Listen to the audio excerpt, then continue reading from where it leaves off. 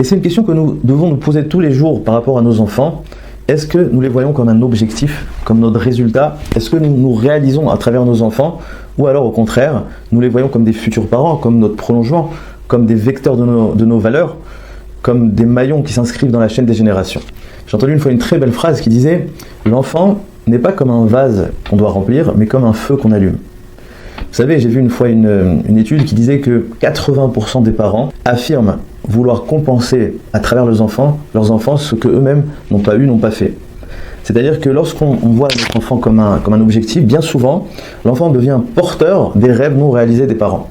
Je vous donne un exemple. Une femme qui aurait aimé faire carrière, mais qui s'est privée de cela pour s'occuper de sa famille, il peut arriver qu'elle va demander à sa fille d'entamer une démarche professionnelle et de devenir médecin, tout en sachant que c'est vrai qu'elle va lui offrir une profession, mais en même temps, elle va la priver de pouvoir faire ce qu'elle-même a fait, qui était de s'occuper de sa famille.